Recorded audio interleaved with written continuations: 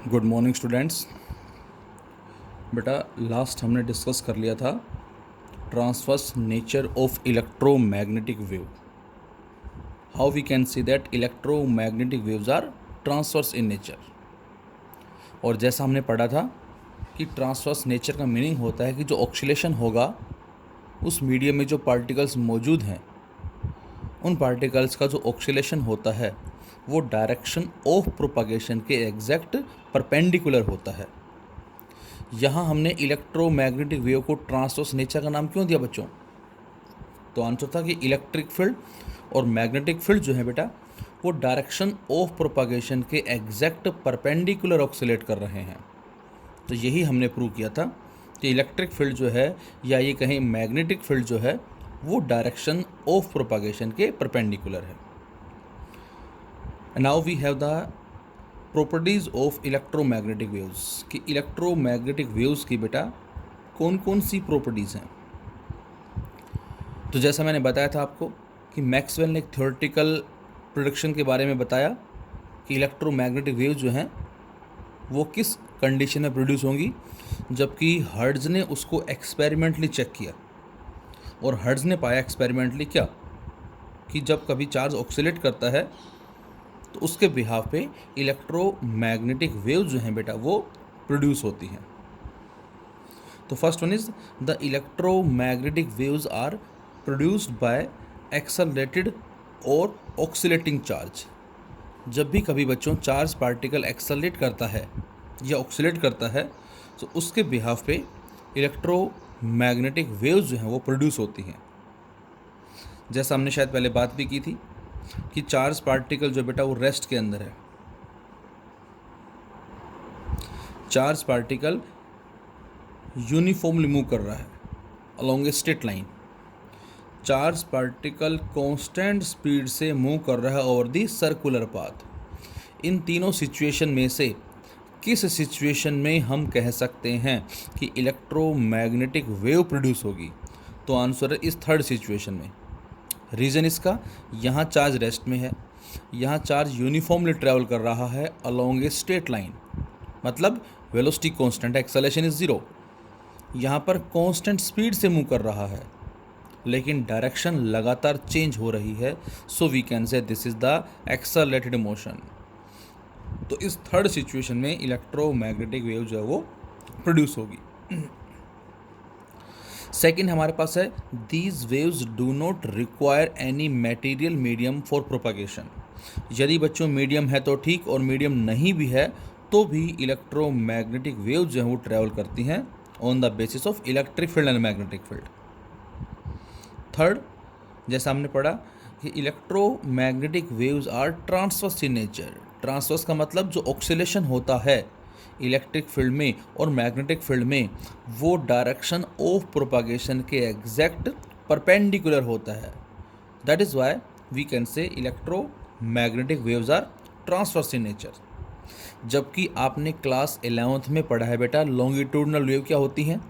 तो वहाँ जो ऑक्सीलेशन होगा उस मीडियम में जिसमें मीडियम में जो पार्टिकल्स मौजूद हैं उसमें जहाँ वेव ट्रैवल कर रही है उन पार्टिकल्स का ऑक्सीलेशन डायरेक्शन ऑफ प्रोपागेशन के पैरेलल होता है, उसको बोलते हैं लॉन्गिट्यूडनल, बट हेयर ट्रांसवर्स।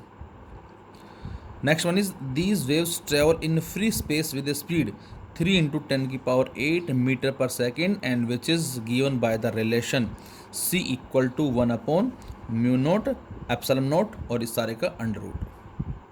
ये रिलेशन कैसे आई बेटा हमारे पास, तो इसको मैं थोड़ा सा एक्सप्लेन करना चाहूँगा।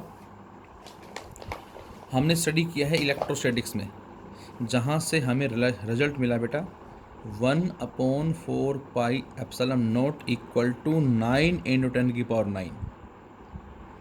फिर हमने स्टडी किया बेटा मैग्नेटिज्म के अंदर μ0/4 पाई 10⁻⁻7। और यदि इनको हम डिवाइड कर देते हैं बच्चों तो 4 पाई से 4 पाई कैंसिल आउट, लेफ्ट में आ जाता है 1/μ0 ε0 और राइट साइड में 9 10⁹ और -7 को ले गए बेटा ऊपर +7, तो ये बन जाता है 9 10⁻16 जिसको 3 इंटू 10⁸ का स्क्वायर भी हम लिख सकते हैं। तो बेटा ये बन जाता है c, that is c square. So we can say c square equal to 1/μ0 epsilon not.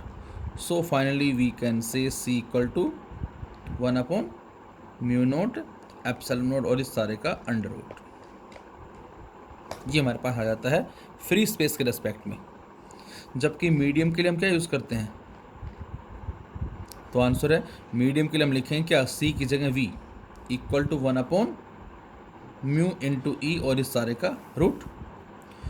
Where हम स्टडी कर चुके हैं बेटा, यहाँ μ0 और E0 मैग्नेटिक परमेबिलिटी और इलेक्ट्रिकल परमिटिविटी है फ्री स्पेस के लिए, और म्यू और ई बच्चों क्या है, magnetic permeability and electrical permittivity है। मतलब ये उस मीडियम की मैग्नेटिक और इलेक्ट्रिक प्रॉपर्टीज़ के बारे में बताती हैं। और हम स्टडी कर चुके हैं E/E0 इक्वल टू ER, या जिसको हमने डाइलेक्ट्रिक कांस्टेंट का भी नाम दिया था। तो यहाँ से बेटा E बराबर आ जाता है E0 ER। और सेम हमने स्टडी किया था μ/μ0 equal to μr। So mu equal to μ0 μr। तो ये म्यू की वैल्यू है, ये E की वैल्यू है, दोनों को रख देते हैं यहाँ। तो V equal to 1/μ, that is μ0 μr E0 ER और इस सारे का रूट। या इसको हम अलग अलग करके भी लिख सकते हैं कुछ इस तरह से, इस तरह से। और बेटा ये बन जाएगा क्या, that is C। So we can say V equal to C/μr ER और इस सारे का अंडर रूट। अब यदि हमें उस मीडियम की रिलेटिव मैग्नेटिक परमेबिलिटी और रिलेटिव इलेक्ट्रिकल परमिटिविटी गिवन है, then we can find out the value of V। Suppose मैं आपसे कहता हूँ कि किसी मीडियम के लिए जो रिलेटिव मैग्नेटिक परमेबिलिटी है वो है 1 और रिलेटिव इलेक्ट्रिकल परमिटिविटी बेटा वो है 9। What is the speed in that medium, C/√9 that is equal to C/3। तो इस तरह से हम वैल्यूज़ को फाइंड आउट कर सकते हैं। So these waves travel in free space with speed 3 into 10⁸ metre per second and which is given by the relation C equal to 1/μ0 E0 और इसका रूट।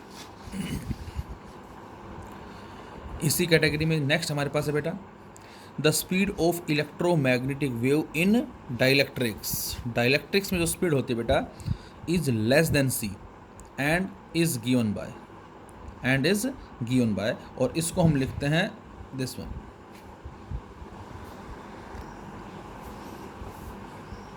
तो ये हमारा आ जाएगा the speed of electromagnetic wave in dielectrics is less than C and which is given by V equal to C/μ into E। अभी just हमने study किया है बेटा, सॉरी ये हमारा इसके लिए आ जाएगा, ठीक है उसके लिए। और इसको हम क्या लिख सकते हैं, इसको हम इस तरह से भी लिखते हैं, या इसको हम लिख सकते हैं क्या, V equal to C/μr ER का रूट। ये आ जाएगा हमारे पास, इस तरह से लिखा जा सकता है। This is 1, sorry by mistake. तो V इक्वल टू 1/μe जैसा भी लिखा जस्ट मैंने, दिस वन, ये हमारे पास आ जाएगा। और इसको इस फॉर्म में भी हम लिख सकते हैं, इस फॉर्म के अंदर अभी जस्ट पढ़ा हमने। Next one is the amplitude ratio of electric and magnetic field is. अब इलेक्ट्रिक फील्ड और मैग्नेटिक फील्ड की एम्पलीट्यूड का जो रेशियो होगा, ये हमने बात की थी बच्चों ऑनलाइन क्लास के अंदर। और ऑनलाइन क्लास के अंदर हमने इसको मैथमेटिकली ड्रॉ भी किया था, प्रूव भी किया था that how we can say that E0 equal to C into B0। But exam में डेरिवेशन इसका नहीं आता, केवल आपको जो रिलेशन है बेटा वो याद रखना है कि जो E0 है this is equal to C into B0। ये थोड़ा सा आपको याद रखना है। Next one is since the electromagnetic waves are uncharged, ये हमारे पास अनचार्ज्ड हैं, बेशक से ये ऑक्सीलेटिंग चार्ज से प्रोड्यूस हो रही हैं, but these waves are uncharged and they are not deflected by electric field and magnetic field. इनको बच्चों ना तो इलेक्ट्रिक फील्ड डिफ्लेक्ट करवा सकता है और ना ही मैग्नेटिक फील्ड डिफ्लेक्ट करवा सकता है। The electric vector in electromagnetic wave is responsible for optical effect. जो भी चीज़ें हमें नज़र आती हैं बेटा, जो हम स्टडी करेंगे ऑप्टिक्स में, रिफ्लेक्शन के बिहाफ पे, रिफ्रैक्शन के बिहाफ पे, उन सभी में जो रिजल्ट है हमारा है वो आपसे कहता है क्या कि जो इलेक्ट्रिक वेक्टर जो है इलेक्ट्रोमैग्नेटिक वेव में वो रिस्पॉन्सिबल होता है ऑप्टिकल इफेक्ट के लिए, विजिबिलिटी के लिए, और जिसको बेटा हम बोलते हैं that is light vector. Next property कहती है in electromagnetic waves there will be a sinusoidal variation in both electric and magnetic field vectors. Electric field में और मैग्नेटिक फील्ड में एक साइनसोइडल वेरिएशन है, जैसा हमने स्टडी किया था कि हमारे पास जो ग्राफ मिलता है हमें बच्चों इलेक्ट्रिक फील्ड के लिए सपोज इस तरह से है और मैग्नेटिक फील्ड के लिए कुछ इस तरह से, Z axis, negative Z, positive Z, negative Z and so on in this way. These are the light vectors.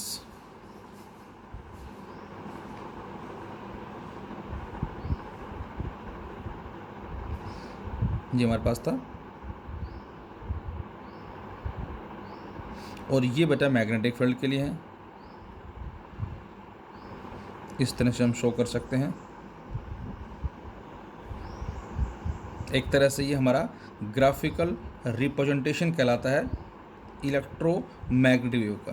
तो सपोज मैं इसको नाम डालता हूँ 1, इसको 2, इसको 3, इसको 4, इसको 5, 6, 7, 8। तो बेटा 1, 2, 3, 4 ये हमारे पास है इलेक्ट्रिक फील्ड के लिए, एंड 5, 6, 7, 8 जो है बेटा ये है हमारे दैट इज़ मैग्नेटिक फील्ड के लिए, और इनमें साइनसोइडल वेरिएशन है। इसका मतलब यहाँ जितने टाइम में इलेक्ट्रिक फील्ड मैक्सिमम हो रहा है सेम उसी टाइम में बेटा मैग्नेटिक फील्ड भी मैक्सिमम हो रहा है। जितने टाइम में इलेक्ट्रिक फील्ड ज़ीरो हो रहा है उसी टाइम में मैग्नेटिक फील्ड भी ज़ीरो हो रहा है। मतलब दोनों को दोनों सेम टाइम में मैक्सिमा और मिनिमा को अचीव कर रहे हैं, और इसी वजह से बेटा हम बोलते हैं there is no phase difference. Point to be noted, what is the phase difference between electric field and magnetic field in electromagnetic wave? तो answer is 0। There is no phase difference. Property number 10 क्या कहती है हमसे?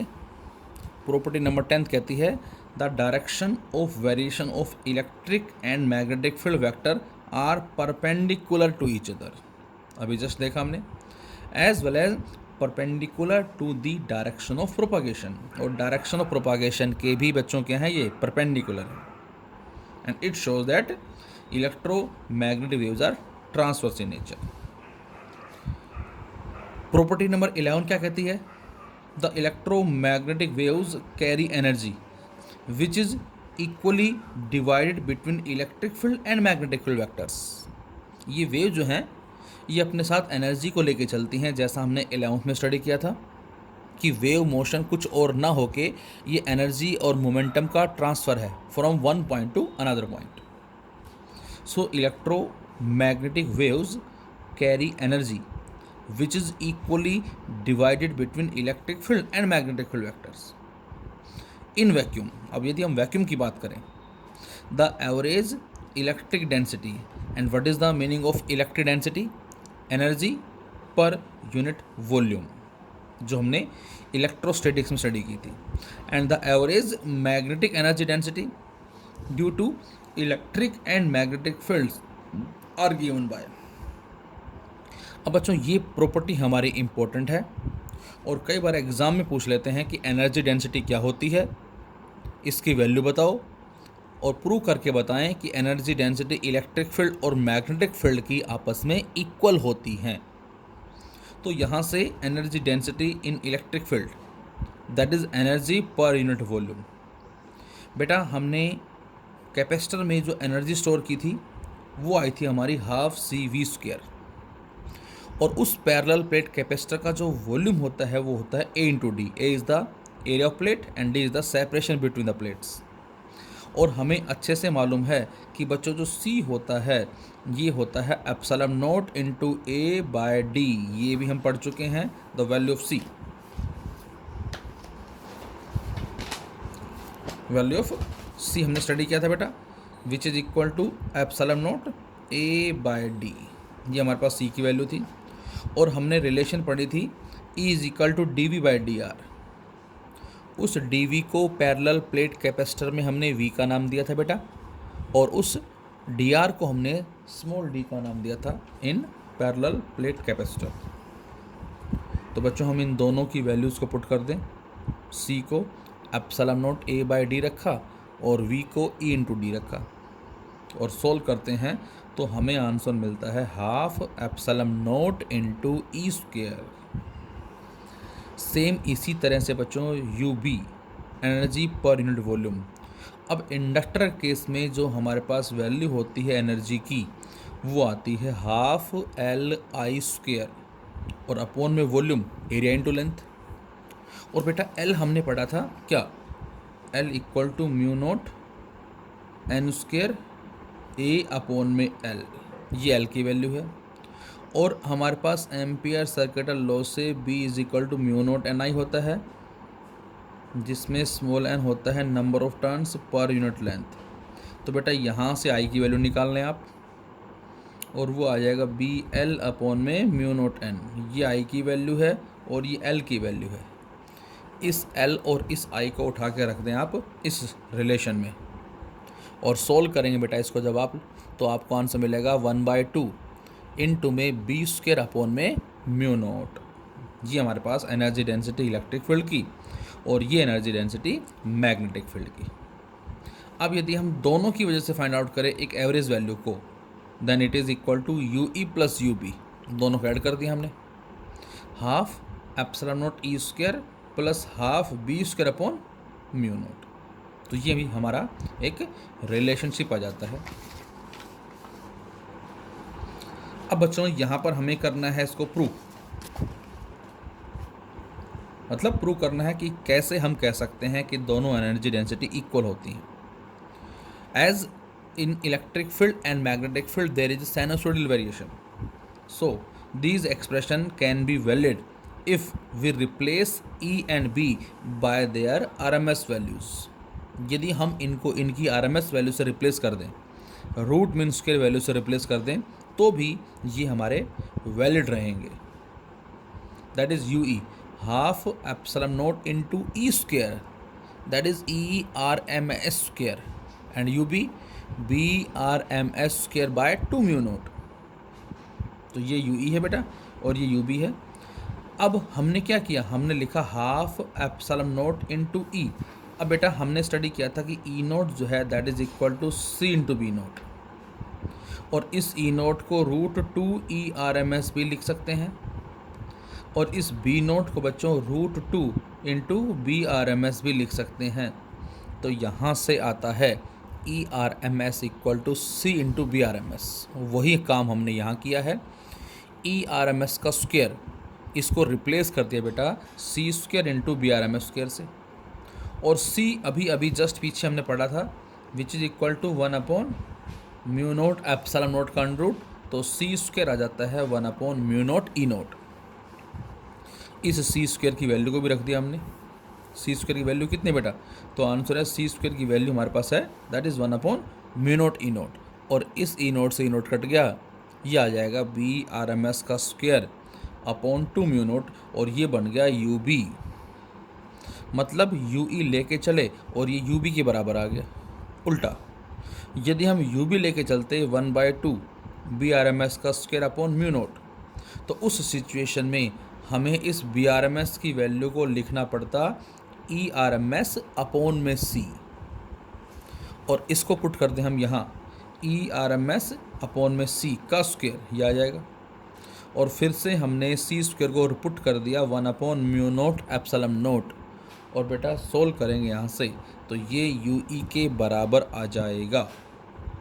सो we can say UE equal to UB, then total again UE plus UB which is equal to twice of UB या twice of UE, that is equal to this value.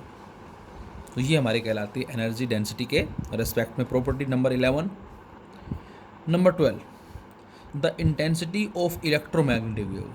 What is the meaning of intensity? Energy emitted और crossing unit area in unit time. किसी भी source से जो energy emit हो रही है और किसी यूनिट एरिया को यूनिट टाइम में कितना कट कर पा रही है, क्रॉस कर पा रही है, उसी फैक्टर को बेटा हम बोलते हैं दैट इज़ इंटेंसिटी आई। और इस आई को हम लिखते कैसे हैं, that is energy over area and time. तो इसके बिहाफ पे हम इसका डायमेंशनल फॉर्मूला और यूनिट जो है बेटा इंटेंसिटी की वो फाइंड आउट कर सकते हैं।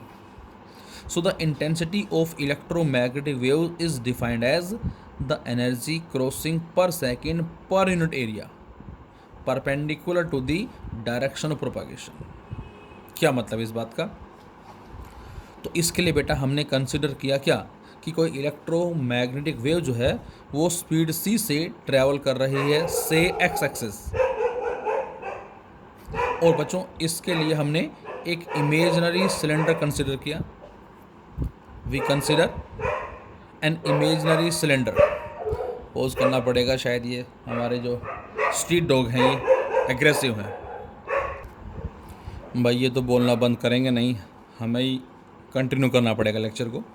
वापस आते हैं, तो लिखा मैंने बेटा that is consider the propagation of electromagnetic wave with speed c along the x axis. Wave x axis में ट्रैवल कर रही हैं and we assume an imaginary cylinder जिसका एरिया ऑफ क्रॉस सेक्शन बेटा हमने क्या माना, a मान लिया, और जिसके लेंथ बेटा वो क्या है, दैट इज़ l, और इसको वो क्रॉस कर रही हैं। अब बेटा हमें मालूम है कि v बराबर किसके होता है, s/t। तो यहाँ से s बराबर किसके आएगा, vt। अब सिलेंडर की जो लेंथ l है बेटा इसको लिख सकता हूँ मैं v का मतलब c is the speed of electromagnetic wave. और वो जो वेव इस लेंथ को क्रॉस कर रही है कितने टाइम में, नेग्लेजिबल टाइम, यूनिट टाइम, जिसको डेल्टा टी लिखा मैंने। सो इसकी लेंथ को बेटा हम l को c इंटू डेल्टा टी भी लिख सकते हैं। बुक में आप देखेंगे कि जो लेंथ है वो c डेल्टा टी लिखी हुई है। So in this way we can write. तो यहाँ से इंटेंसिटी आएगी बच्चों energy per unit area per unit time. और बेटा एनर्जी अपॉन टाइम क्या बन जाएगा बेटा, पावर बन जाएगा। तो ये रिलेशन आपको याद रखनी है। सैम्पल पेपर में हमें इस पे बेस्ड कुछ क्वेश्चंस भी मिलते हैं, that is relationship between intensity and power, I equal to P/E। अच्छा, इसी से के अंदर मैंने क्या किया, इसी के अंदर इंटेंसिटी है energy upon time into area. हमने इसको बेटा वॉल्यूम से डिवाइड कर दिया और वॉल्यूम से ही मल्टीप्लाई कर दिया, dividing and multiplying by volume, और ये बन जाता है बच्चों energy per unit volume, that is energy density. तो इस फैक्टर को हमने लिख दिया एनर्जी डेंसिटी इनटू वॉल्यूम, और जो वॉल्यूम है इस इमेजनरी सिलेंडर का उसको लिखा a इंटू एल, और अपॉन में डेल्टा टी इंटू ए पहले से ही चल रहा है, इक्वल टू राइट साइड में ये as it is, uh as it is, इस L को रिप्लेस कर दिया C डेल्टा T से, और अब A से A कट जाएगा, डेल्टा T से डेल्टा T कट जाएगा। तो इंटेंसिटी का सेकंड रिलेशन आ जाएगा, that is U average into C, U average into C। इसके अलावा एक रिलेशन आप और फाइंड आउट कर सकते हैं, I equal to energy upon में टाइम इंटू एरिया। ये जो एनर्जी है बेटा ये हमारे पास वर्क डन की फॉर्म है, और वर्क डन होता है बच्चों हमारा फोर्स इंटू डिस्प्लेसमेंट, और अपॉन में एरिया और साथ में टाइम भी है।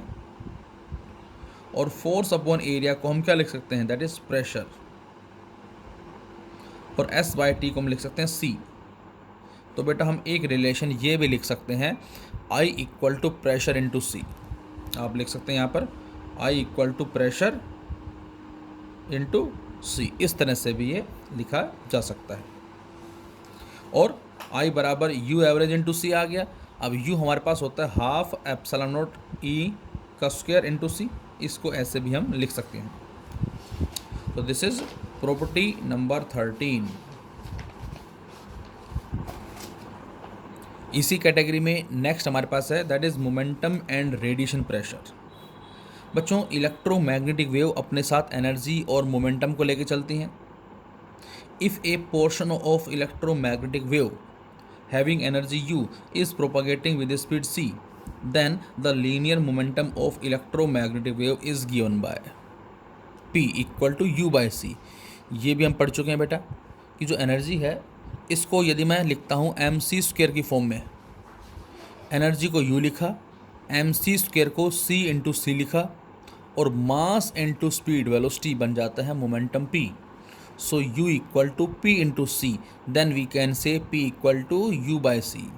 तो इन वेव का जो मोमेंटम है वो होता है बेटा u by C. If the incident electromagnetic wave is completely absorb by the surface, जिस सरफेस पे स्ट्राइक कर रही हैं वो यदि उसको कम्प्लीटली एब्जॉर्ब कर लेता है, तो उस सिचुएशन में हम बोलेंगे it delivers energy u and momentum u by C to the surface.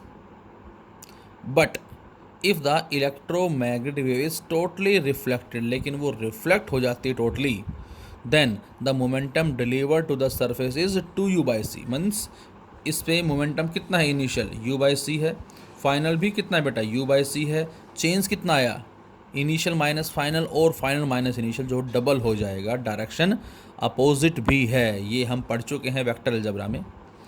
तो यहाँ से हम कह सकते हैं then it delivers momentum to the surface is 2u by C. And this shows that the electromagnetic wave exert a force, क्योंकि ये change in momentum है, पर यूनिट टाइम कर देते हैं तो बेटा ये बन जाता है फोर्स, और फोर्स पर यूनिट एरिया कर देते हैं बच्चों, ये बन जाता है हमारा प्रेशर, ये बन जाता है दैट इज प्रेशर. तो इस तरह से हम इस प्रेशर को बोलेंगे रेडिएशन प्रेशर.